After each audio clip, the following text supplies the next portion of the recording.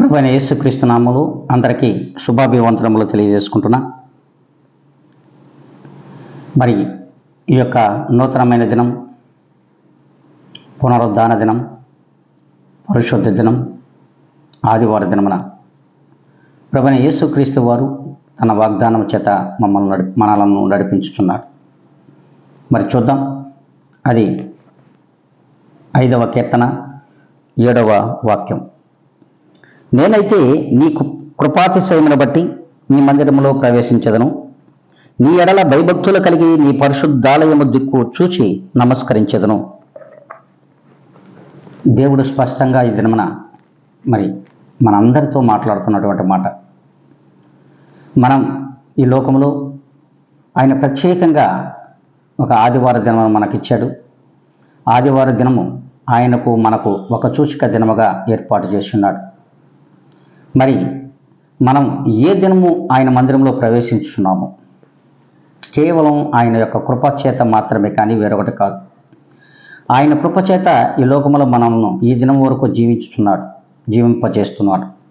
కనుకని ఆయన కృపాతిశయమును బట్టి ఆయన మందిరంలోనికి మనం ప్రవేశించే వారిగా ఉన్నామా? మరి ఆయన మందిరములో ఆయన నామమును ధ్యానించేవారిగా ఉన్నామా? ఒక్కసారి మనలను మనం ఆత్మ పరిశీలన చేసుకోవాల్సిన అవసరం ఉంది. ఎందుకంటే ఆయన మందిరంలోనికి ప్రవేశించుతున్నటువంటి మనము మన యొక్క భయభక్తులు ఏ రీతిగా దేవునిలో ఉన్నాయి, మన యొక్క భయభక్తులు ఏ రీతిగా దేవుని యందు మరి నిలకడగలిగినటువంటి మనస్తత్వం కలిగి ఉన్నాము అనేది ఒక్కసారి మనం అందరం కూడా ఆత్మ పరిశీలన చేసుకోవాలి. మరి ఆ రీతిగా భయభక్తులు కలిగిన వారిగా ఆయన కృపాతిశయమును బట్టి ఆయన మందిరంలోనికి మనం ప్రవేశించినట్లయితే ఆయన మనకు అనేకమైన ధన్యకరమైన దినములను దయచేయుటకు ఆయన సిద్ధంగా ఉన్నాడు. ప్రియమైన దేవుని బిడ్డ, నీవు మరి సిద్ధంగా ఉన్నావా? ఉన్నట్లయితే ఈ దినము నుండి అయినా సరే ఆయన మందిరములో భయభక్తుల చేత కృపాతిశయం చేత ఆ మందిరంలోకి ప్రవేశించాలని ఆశ కలిగినట్లయితే తల వంచి ప్రార్థనలో ఏకీభవించాలని ప్రభు పేరట మీకు అందరికీ కూడా మనవి చేసుకుంటూ ఉన్నాను. మహాపరిశుద్ధుడా, ప్రేమ కలిగిన మా తండ్రి, మీరు ఇచ్చినటువంటి ఈ ధన్యకరమైనటువంటి వాక్యమును బట్టి, ఈ యొక్క వాగ్దానమును బట్టి మీకు వందనాలు ప్రభా.